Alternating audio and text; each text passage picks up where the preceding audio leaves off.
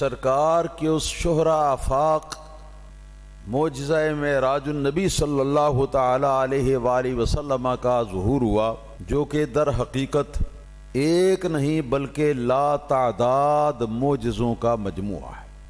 اس کی تفصیلات کا سلسلہ بہت دراز ہے، میں مختصر ٹائم کے اندر سرکار کے اس معجزہ معراج کے بارے میں چند ایک مسائل جو ہیں ان کو پیش کروں گا۔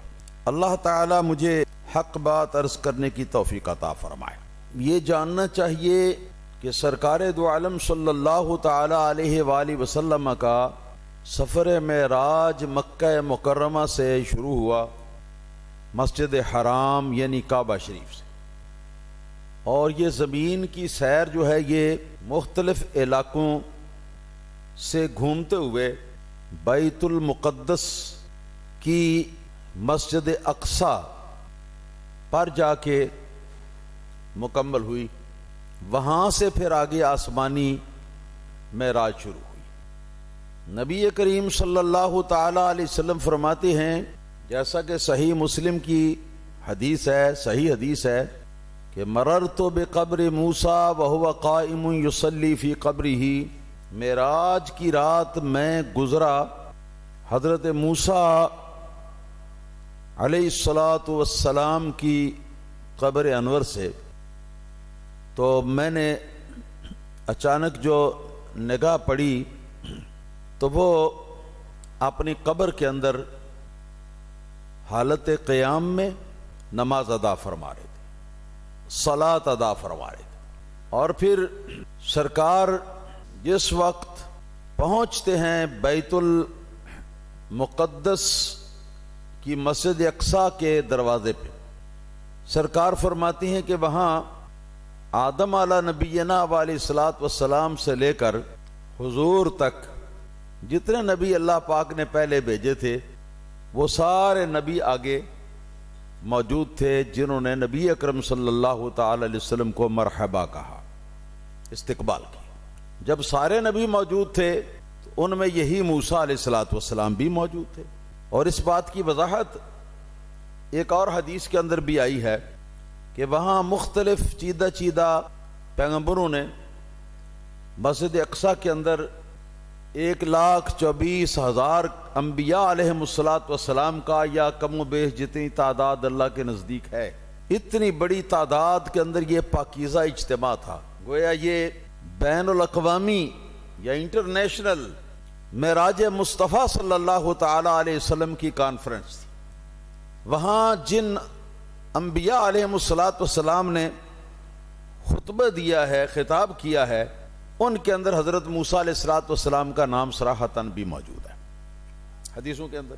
اور نبی کریم صلی اللہ تعالی علیہ وسلم جس سواری پر بیٹھ کے گئے، براق، سرکار نے فرمایا کہ یدع حافرہ حیث ینتہی الیہ بصر، حضرت مالک بن صعصع رضی اللہ تعالی عنہ کی یہ بیان کردہ حدیث ہے اور صحیح بخاری کی حدیث۔ فرماتے ہیں کہ نبی کریم صلی اللہ علیہ وسلم براق کا تعارف کراتے ہو کہ وہ ایک جانور ہے جو خچر کے مشابہ ہے، فوق الحمار، گدھے سے اس کا قد جو ہے وہ اونچا ہے، ودون البغل، اور خچر سے اس کا قد جو ہے وہ ذرا نیچے ہے، وجہہ کا وجہ الآدمی، اس کا چہرہ قدرتوں والے نے بالکل ایسا بنایا ہے جیسے انسان کا چہرہ، اور اس کی سپیڈ یہ تھی، کان یدع حافرہ حیث ینتہی الیہ بصرہ، جہاں اس کی نگاہ پڑتی تھی وہاں اس کا قدم پہنچ، اتنی تیز رفتار سے اس سپیڈ کے ساتھ نبی اکرم صلی اللہ علیہ وسلم جناب موسیٰ علیہ السلام کی قبر کے پاس سے گزرے، اور اتنی سپیڈ تیز ہو تو کوئی چیز نظر تو نہیں آتی۔ یہاں آپ اپنا ہاتھ جو ہے نا وہ ایسے کر کے اپنی آنکھوں کے سامنے سے اس طرح کر کے اس طرح اس سپیڈ کے ساتھ گزار لیں تو آپ کو ہاتھ کے اندر جو تفصیلات ہیں نا یہ آپ کو دکھائی نہیں دیں گی، بلکہ یہ بھی پتہ نہیں چلے گا کہ ہاتھ سامنے سے گزرا ہے یا کیا چیز گزری ہے، اس لیے کہ دیکھنے کے لیے یہ ضروری ہے کہ جس چیز کو دیکھنا ہے وہ چاہے 1 سیکنڈ کے لیے ہی صحیح، لیکن وہ دیکھنے والے کی آنکھوں کے سامنے رکے، چاہے 1 سیکنڈ کے لیے، یا اس قدر وہ آہستگی کے ساتھ چلے گی کہ آنکھوں کے سامنے بھی کچھ دیر وہ آ سکے، تو اس کو آدمی کی آنکھ دیکھ سکتی ہے، ورنہ تو نہیں دیکھ سکتی۔ تو جس سواری پر آپ سوار تھے اس سواری کی سپیڈ کے لحاظ سے کچھ دیکھنا کہ راستے میں یہ قبر کے پاس سے گزرے اور دیکھنا یہ محال ہے عادتاً۔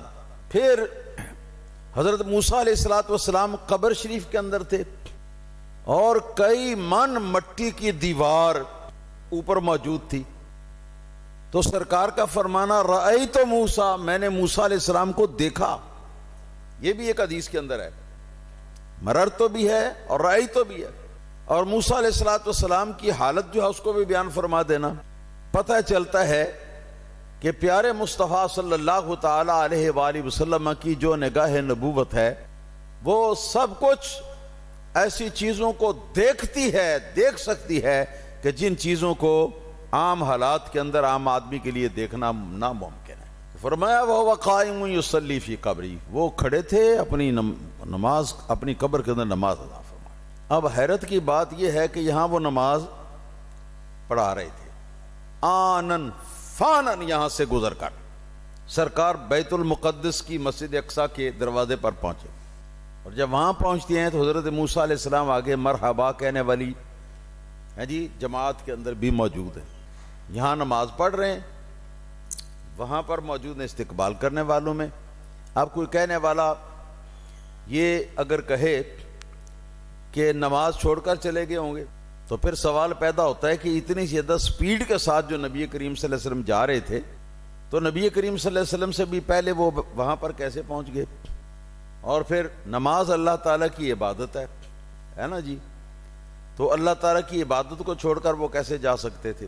پتہ یہ چلتا ہے، مولوی اشرف علی تھانوی کو بھی یہ لکھنا پڑا اپنی کتاب نشر الطیب کے اندر، اس سے پتہ چلتا ہے ایک جسم ایک ہی آن میں متعدد دور دور جگہوں پر موجود بھی ہو سکتا ہے، اور یہ بھی میں عرض کرتا ہوں کہ ہو سکتا ہے کہ ایک جگہ پر وہ جسم کوئی اور کام انجام دے رہا ہو، دوسری جگہ پر وہ کسی اور کام کو انجام دے، اور یہ بات اللہ والوں کے لیے مشکل نہیں، آسان۔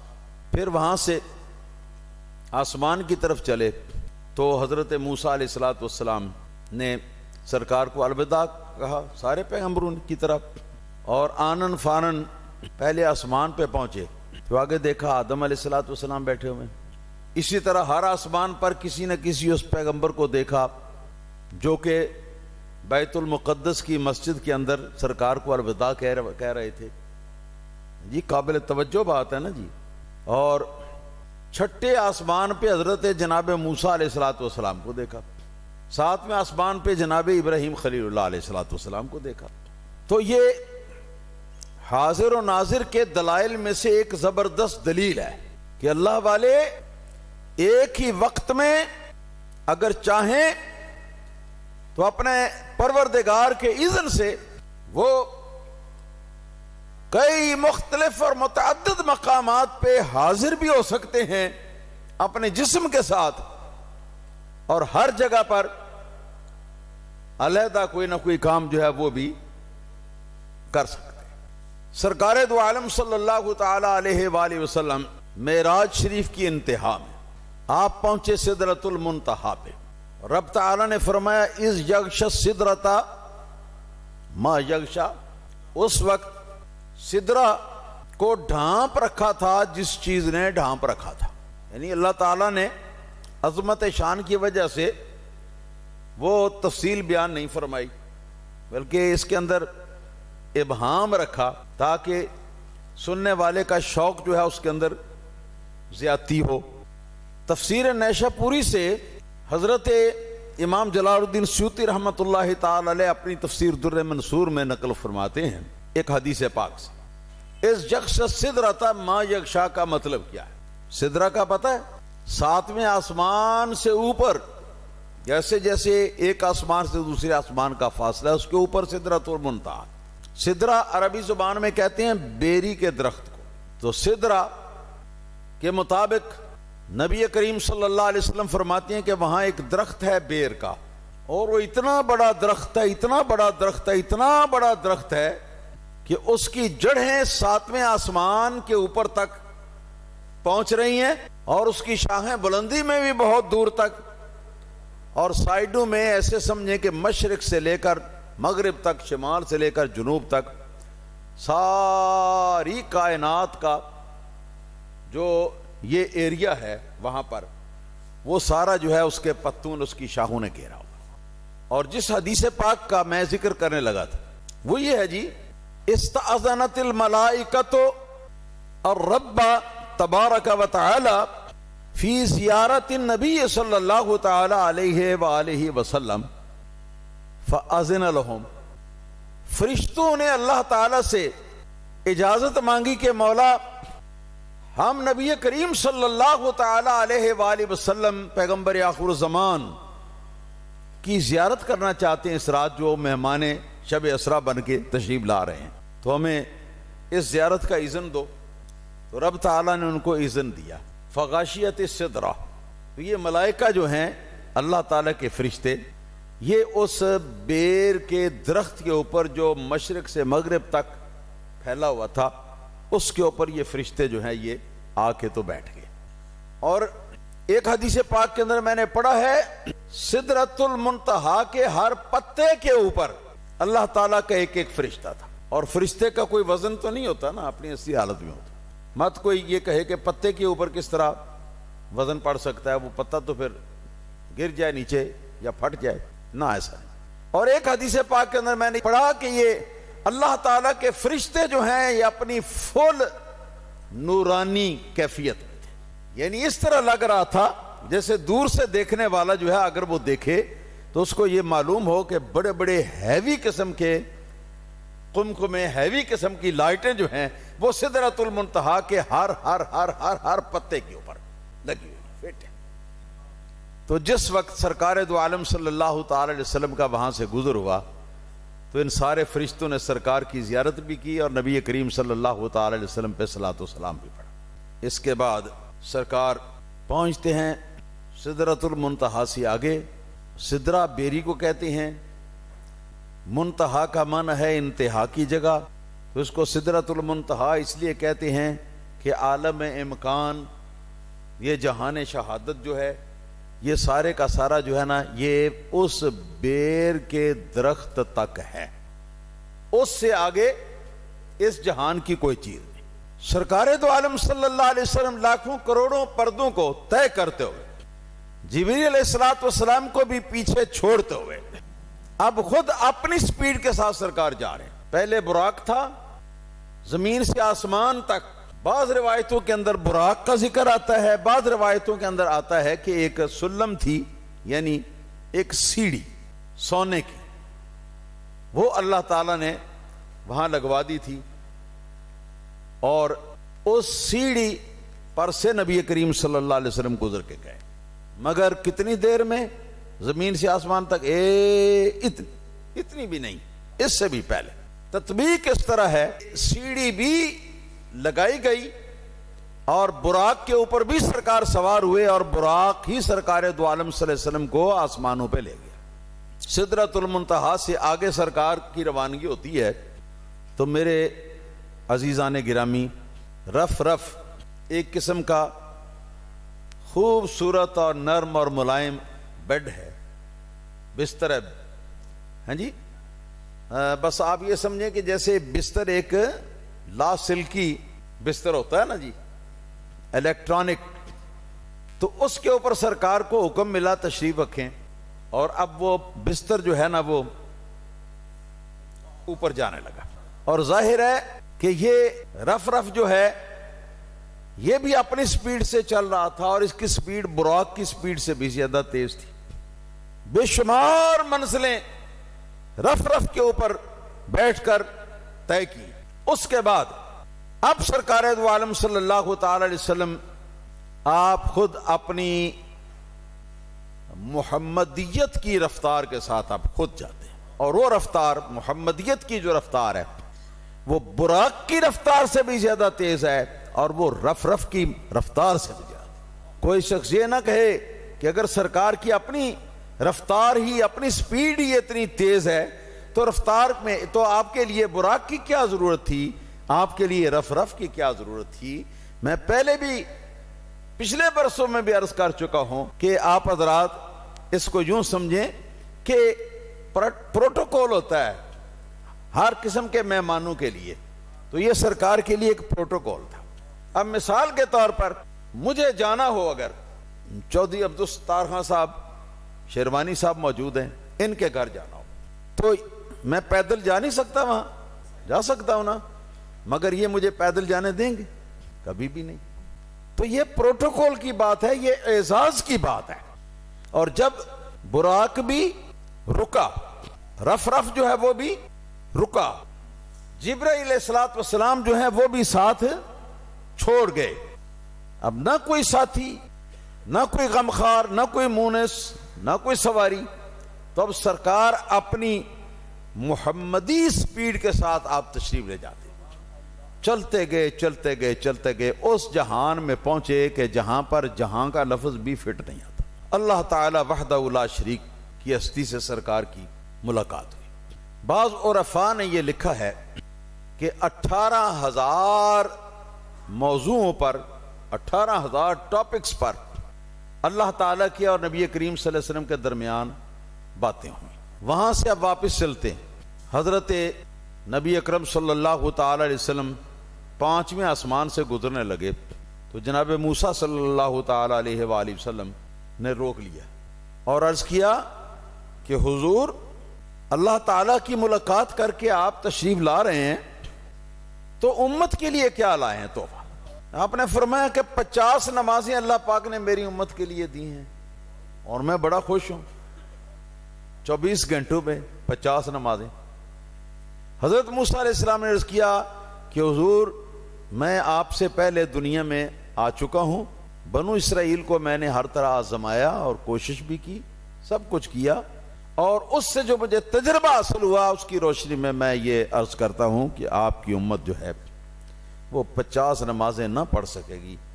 فرجع الی ربک فاسألہ التخفیف، اپنے رب کی پاس پھر جائیے اور تخفیف کا سوال کیجیے کہ مولا رعایت فرما۔ سرکار پھر واپس تشریف لے گئے، رب تعالیٰ کی بارگاہ میں عرض کیا۔ جب مواجہہ میں پہنچے تو عرض کیا کہ مولا میری امت 50 نمازیں پڑھنے کی طاقت نہیں رکھتی، فخفف عن امتی، میری امت کے ساتھ کچھ رعایت، کچھ کم کر دی۔ اللہ تعالیٰ نے فرمایا کہ اچھا جاؤ، 5 میں نے کم کر دی۔ سرکار واپس تشریف لائے، موسیٰ علیہ السلام نے پھر روک لیا اور وہی بات کہی۔ سرکار پھر تشریف لے گئے اور عرض کیا اپنی سپیڈ سے۔ اب یہاں کسی سواری کا ذکر نہیں ہے کسی حدیث میں، تو وہاں پھر وہی بات عرض کی کہ مولا میری امت اتنی نمازیں بھی نہیں پڑھ سکتی، 45 بھی، تو اور تخفیف فرمائیے۔ اللہ تعالیٰ نے 5 اور کم کر دی۔ پھر موسیٰ علیہ السلام کے پاس سے گزرنے لگے تو آپ نے پھر روک لیا، پھر وہی بات کہی۔ سرکار نے پھر اللہ تعالیٰ کی بارگاہ میں حاضری دی اور حاضری دے کر تخفیف طلب کی، اور اس طرح ہر پھیرے میں 5 نمازیں جو ہیں وہ معاف ہوتی ہیں، اور آخری بار میں جب کہ صرف 5 باقی رہ گئی تھی، سرکار جب واپس تشریف لائے نا، حضرت موسیٰ علیہ السلام نے عرض کیا کہ حضور میرا تجربہ ہے کہ یہ لوگ 5 بھی نہیں پڑھ سکے، تو اپنے رب کی بارگاہ میں ایک بار پھر چکر لگائیے اور رعایت طلب کیجیے۔ تو آپ نے ارشاد فرمایا کہ نہیں اے موسیٰ علیہ السلام، میں 9-10 مرتبہ اپنے رب کی بارگاہ میں حاضر ہوا اور میں نے تخفیف کی طلب کی، اور میرے مولا تعالیٰ نے ہر بار میری اس خواہش کی، میری اس آرزو کی لاج رکھی، اور 5 نمازیں اللہ تعالیٰ معاف کرتا رہا۔ اب تو رہ ہی 5 گئی ہیں، تو اب میں کیا تخفیف مانگوں اللہ تعالیٰ سے؟ مطلب یہ بنتا ہے کہ کیا یہ 5 بھی جاتی رہیں، ختم ہو جائیں اس پھیرے میں، تو امت کے لیے پھر تحفہ کیا لے کے جا رہا ہوں؟ بات سمجھ گئے آپ کے نہیں؟ یہ ہوا۔ اب یہاں پر یہ سوال ہے، حضرت موسیٰ علیہ الصلوۃ والسلام کو اتنی حضور کی امت کے ساتھ ہمدردی یہ کس وجہ سے تھی؟ اور کسی پیغمبر نے تو اس ہمدردی کا اظہار نہیں کیا، کسی فرشتے نے نہیں کیا، ان کو یہ کیوں تھی؟ عرفاء یہ ارشاد فرماتی ہیں، اللہ والے یہ ارشاد فرماتے ہیں جن کے دلوں کے اندر دروازے جی علم لدنی کے اللہ پاک نے کھلے، آتیناہ من لدنا علما کے تحت، وہ فرماتے ہیں اصل بات نہ نمازیں کم کرانے کی تھی، نہ حضور کی امت کے ساتھ ہمدردی کی تھی، اصل بات کچھ اور تھی۔ موسیٰ علیہ السلام نے عرض کیا تھا اللہ تعالیٰ کی بارگاہ میں، ربی ارنی انظر الیک، کہ مولا مجھے اپنا دیدار تو کرا دیجئے، میں آپ کی طرف دیکھنا چاہتا ہوں، آپ کی زیارت کرنا چاہتا ہوں۔ قرآن پاک کے اندر ہے، اللہ تعالیٰ نے فرمایا کہ لن ترانی یا موسیٰ، اے موسیٰ علیہ الصلوۃ والسلام تم ہرگز مجھے نہیں دیکھ سکتے۔ آگے پھر پہاڑ کے اوپر یہ صرف سمجھانے کے لیے، تجربہ کرانے کے لیے اللہ پاک نے ایک صفاتی جلوہ ڈالا، وہ پہاڑ جو ہے وہ جل کے تو راکھ ہو گیا، سرما بن گیا۔ حضرت موسیٰ علیہ الصلوۃ والسلام جو ہے خر موسیٰ صاعقا، موسیٰ علیہ السلام بے ہوش ہو کر زمین پر گر گئے، اس کو دیکھ نہ سکے، برداشت نہ کر سکے۔ تو ان کے دل میں یہ ایک کسک تھی، میں اتنا عمر رسیدہ بھی تھا، اللہ تعالیٰ کی بارگاہ میں نے یہ سوال کیا تھا دیدار کا، اللہ تعالیٰ نے مجھے فرمایا کہ تو مجھے ہرگز نہیں دیکھ سکتا، پھر صفاتی جلوہ دکھایا تو میں بے ہوش ہو گیا۔ اور یہ جوان مجھ سے کم عمر، میرے بعد آنے والا ایک لڑکا، یہ ایسا ہے کہ اللہ تعالیٰ وحدہ لا شریک کے بارگاہ میں گیا اور اپنی آنکھوں کے ساتھ اللہ تعالیٰ کا دیدار بھی کر کے تو واپس تشریف لایا۔ اگر اللہ تعالیٰ کا دیدار کرنا مجھے نصیب نہیں ہوا تو کم سے کم اپنے دل کو تسلی دینے کے لیے ان آنکھوں کو تو میں نے دیکھ لیا ہے کہ جن آنکھوں نے اللہ تعالیٰ کا دیدار کیا، اور بار بار واپس بھیجنے کا مقصد یہ تھا کہ سرکار کی آنکھوں میں جو انوار اور جو کیفیات اللہ تعالیٰ کی زیارت کے بعد وارد ہوئے، ان کی ایک مرتبہ زیارت کرنے کے بعد پھر ان کا دل چاہتا کہ ایک بار پھر یہ زیارت کر کے آئیں تاکہ نئے انوار اور تجلیات اللہ تعالیٰ کے دیدار کے لے کر آئیں، اور ہر بار میں ان کی زیارت کروں۔ اس لیے وہ تو ابھی بھی بس نہیں کر رہے تھے، کہہ رہے تھے کہ حضور آپ پھر جائیں۔ اصل معاملہ یہ تھا کہ نئے انوار و تجلیات جو آنکھوں کے اوپر وارد ہوں گے تو ان کو لے کر سرکار آئیں گے۔ کبھی آپ نے کوئی خوبصورت چیز اگر دیکھی ہو تو آنکھیں جو ہیں وہ بھی خوش ہو جاتی ہیں، آنکھوں کے اندر بھی ایک تاثیر پیدا ہو جاتی ہے۔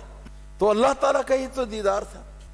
اور میاں محمد بخش صاحب نے شاید اس کا ترجمہ کرتے ہوئے یہ کہا ہے، جنی اکھیں دل بر ڈیٹھا او اکھیں تک لیاں تو ملیوں تا ساجن ملیا ہن آسان لگ پئیاں۔ یہاں پر ایک گمسان کا مسئلہ ہے کہ اللہ تعالیٰ کو نبی کریم صلی اللہ علیہ وسلم نے دیکھا بھی یا نہیں، اللہ کی زیارت سے بھی سرکار مشرف ہوئے یا نہیں ہوئے۔ تو بہت سارے لوگ ہیں جو یہ کہتے ہیں کہ نہیں یہ ممکن ہی نہیں، ہو ہی نہیں سکتا۔ اس سلسلے میں بڑے اختصار کے ساتھ عرض کروں گا۔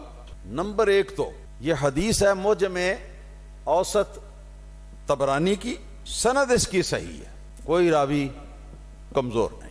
حضرت عبداللہ بن عباس رضی اللہ تعالیٰ عنہما سرکار کے صحابی بھی ہیں، سرکار کے کزن بھی ہیں۔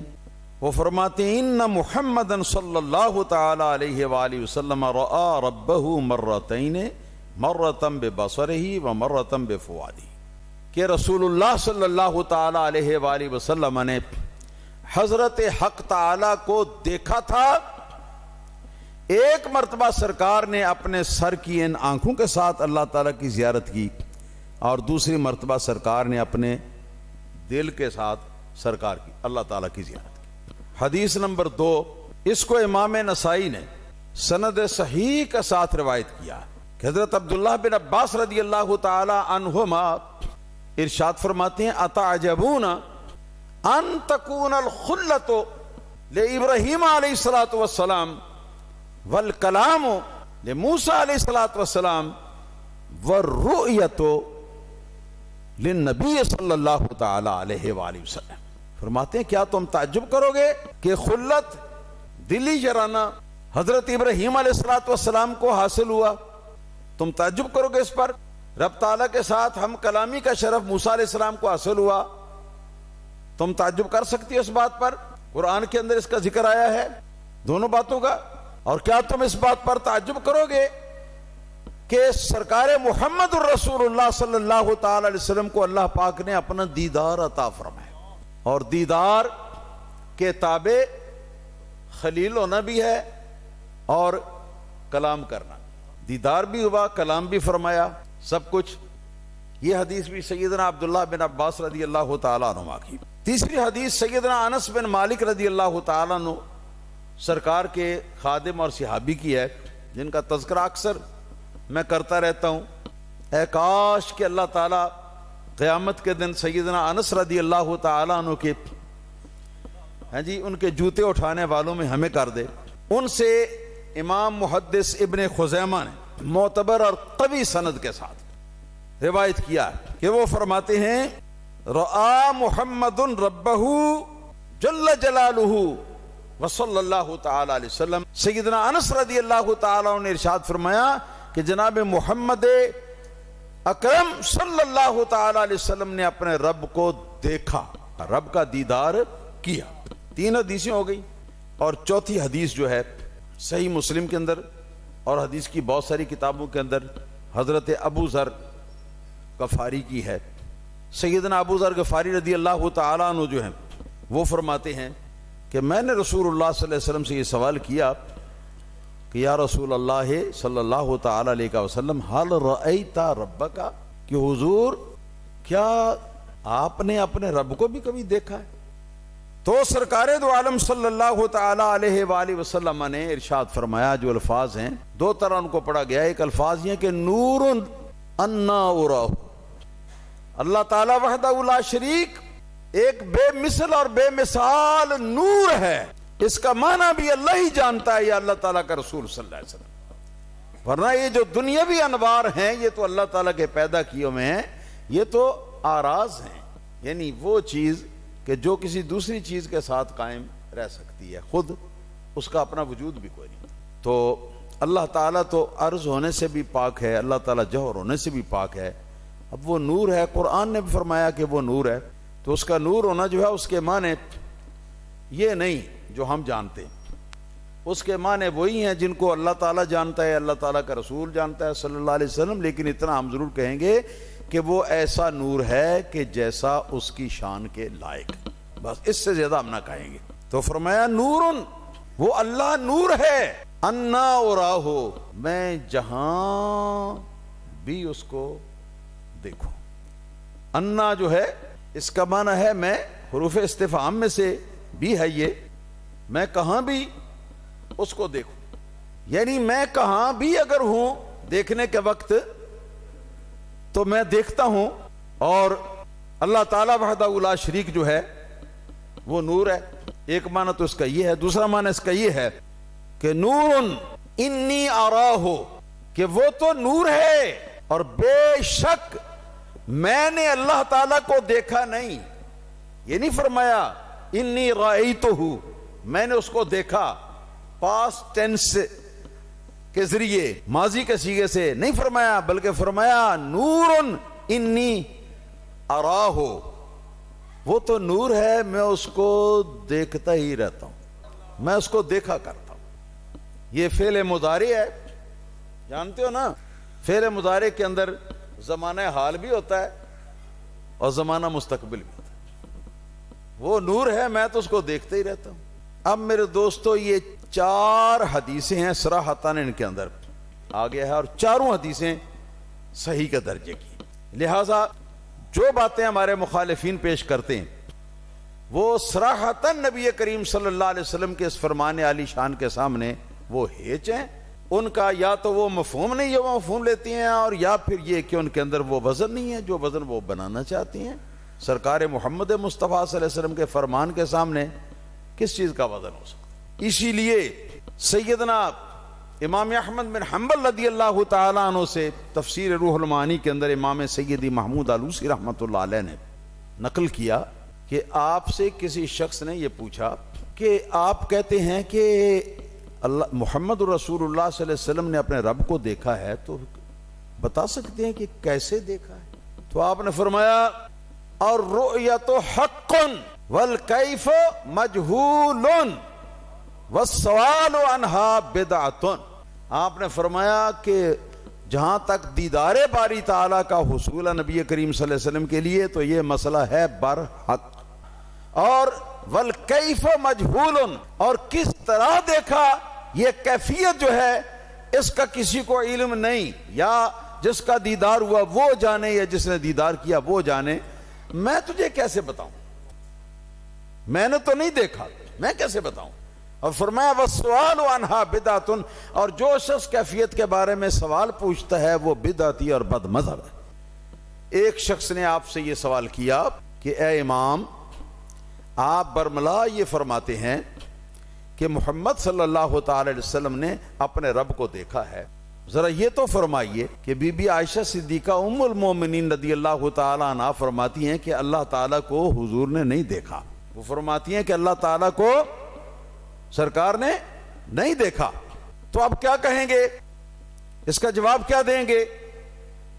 آپ نے فرمایا میں اس کے جواب کے اندر حضرت ام المومنین عائشہ صدیقہ پیاری امی جان کے شوہر محترم کا فرمان پیش کروں گا کہ آپ سے جب پوچھا گیا کہ حضور آپ نے اپنے رب کو دیکھا ہے تو آپ نے فرمایا کہ نعم انی اراہ، ہاں میں تو اس کو دیکھتا رہتا ہوں. اب بتاؤ کہ حضرت بی بی عائشہ صدیقہ کا قول زیادہ وزنی ہے یا محمد الرسول اللہ صلی اللہ علیہ وسلم کا فرمان زیادہ وزنی؟ زیادہ سے زیادہ یہ کہہ سکتے ہو کہ حضرت بی بی عائشہ صدیقہ رضی اللہ تعالی عنہا کو اس مسئلے کا پتہ نہیں چل سکا. اور ہر کوئی جو ہے وہ ہر مسئلے کا عالم تھوڑی ہوتا ہے. اس زمانے میں نبی پاک صلی اللہ علیہ وسلم کی حدیثیں بہت زیادہ پھیلی بھی ابھی نہیں تھی. تو بات سمجھ گئے؟ تم عائشہ صدیقہ کا فرمان پیش کرتے ہو، میں ان کے شوہر محترم کا فرمان پیش کرتا ہوں، اور یقین کرتا ہوں کہ ان قول زوجہا صلی اللہ تعالی علیہ وآلہ وسلم ورضی اللہ تعالی عنہا ارجح من قول عائشہ. بی بی عائشہ صدیقہ رضی اللہ تعالی عنہا سے سرکار کا قول زیادہ وزنی ہے، سرکار کا فرمان زیادہ قابل اعتبار ہے. اور مطلب یہ ہے کہ شریعت نام نبی کریم صلی اللہ تعالی علیہ وسلم کے فرمان کا ہے نا، سرکار کی سنت کا نام، سرکار کے فرمان کا نام شریعت ہے، کسی اور کی فرمانے کا نام تو شریعت نہیں. اگر صحیح حدیث میں یہ آ گیا تو اگر ایک دو صحابہ کرام جو ہیں ان کو اس حدیث کو پتہ نہیں چل سکا، اس حدیث کا یہ اس حدیث تک رسائی ان کی نہیں ہو سکی، تو اس میں کوئی حرج والی بات نہیں ہے، کوئی حرج والی بات نہیں ہے. لیکن یہ حق ہے کہ اللہ تعالیٰ نے سرکار کو اپنی رؤیت عطا فرمائی. کیا آپ نے سنا کہ حضرت موسیٰ علیہ الصلوۃ والسلام جب نبی کریم صلی اللہ علیہ وسلم کو واپس تشریف لاتے ہوئے روکتے ہیں، روک کر کیا فرماتے ہیں؟ ساری بات کر کے آخر میں کیا فرماتے ہیں؟ فرماتے ہیں فرجع الی ربک فاسأل التخفیف. یہ فرمایا اپنے رب کے پاس پھر جاؤ. ارجع صیغہ امر ہے، آپ لوٹ کے جاؤ. الی ربک، اپنے رب کے پاس لوٹ کے جاؤ، اپنے رب کے پاس. تو جہاں تک رب کا علم اور رب تعالیٰ کی قدرت ہے وہ تو ہر جگہ پر موجود ہے. جہاں پر وہ بات کر رہے تھے وہاں پر بھی وہ موجود تھی، وہاں پر بھی وہ موجود تھی. تو اللہ تعالیٰ کی طرف لوٹ کے جانے کا کیا مطلب؟ مطلب یہ ہے کہ قدرت اور علم اور تصرف تو ہر جگہ پر موجود ہے، مگر اللہ تعالیٰ کی ذات تو ہر جگہ موجود نہیں. تو اس لیے جہاں تم نے اپنے رب کا پہلے دیدار حضور آپ نے کیا وہیں پہ لوٹ کے جاؤ. اس سے بھی پتہ چلتا ہے کہ یہ کلمہ حضرت موسیٰ علیہ السلام نے 10 بار نبی کریم صلی اللہ علیہ وسلم کو فرمایا ارجع الی ربک، اپنے رب کے پاس لوٹ کے جاؤ. تو پھر اس سے بھی پتہ چلتا ہے کہ اللہ تعالیٰ کے ساتھ دیدار بھی ہوا تھا، ہم کلامی بھی ہوئی تھی اور بے تکلفی تھے اس میں. اور دوسری بات میں یہ عرض کروں گا، امام اسماعیل حقی رحمۃ اللہ علیہ نے اپنی تفسیر روح البیان میں سارے دلیلیں اور سوالات اعتراضات کے جواب دینے کے بعد آخر میں ایک بات فرمائی ہے. فرماتے ہیں کہ اے مخاطب، میں تجھ سے پوچھتا ہوں، اے منکر، اے اعتراض کرنے والے، میں تجھ سے پوچھتا ہوں کہ اگر ایک دوست اپنے جانی دوست کو ساری مخلوق سے علیحدہ تنہائی کے اندر طلب فرمائے ملاقات کے لیے، اور جب وہ دوست اس کے پاس پہنچے تو اس وقت وہ پردے کے پیچھے رہے، یہ ممکن کیسے ہے؟ تو بتا، یہ دوستی کا کوئی یہ طور طریقہ ہے؟ فرماتے ہیں اگر کچھ بھی دلیل نہ ہو، صرف اتنی بات ہو کہ اللہ تعالیٰ نے نبی پاک صلی اللہ علیہ وسلم کو بستر سے اٹھوا کر تو لا مکان پر بلوایا اور اپنے ساتھ ملاقات کے لیے بلوایا، تو یہ بات محال سمجھتے ہیں. اللہ تعالیٰ کے اخلاق سے یہ بات محال سمجھتے ہیں کہ وہ اپنے حبیب صلی اللہ علیہ وسلم کو اپنا چہرہ بھی نہ دکھا. اس لیے امام احمد بن حنبل رضی اللہ تعالیٰ عنہ سے جب کوئی پوچھتا دوران درس حدیث کے دوران پوچھتا کہ کیا محمد صلی اللہ تعالی علیہ وسلم نے اپنے رب کو دیکھا ہے، تو آپ کیا فرماتے نعم رآہ رآہ رآہ رآہ رآہ رآہ رآہ رآہ رآہ رآہ حتی انقطع نفس. جب کوئی پوچھتا کہ بتائیے کیا محمد صلی اللہ علیہ وسلم نے اپنے رب کو دیکھا ہے، تو آپ فرماتے ہیں کہ ہاں دیکھا ہے دیکھا ہے دیکھا ہے دیکھا ہے دیکھا ہے دیکھا ہے. اتنی بار تک فرماتے رہتے کہ جب تک آپ کا سانس ساتھ دیتا، اور آخر میں سانس جب ختم ہو جاتا، سانس رک جاتا، تو پھر آپ بند کرتے. تو یہ کوئی ایسی باتیں نہیں ہیں جن کے اوپر جاہلانہ اعتراضات کیے جائیں.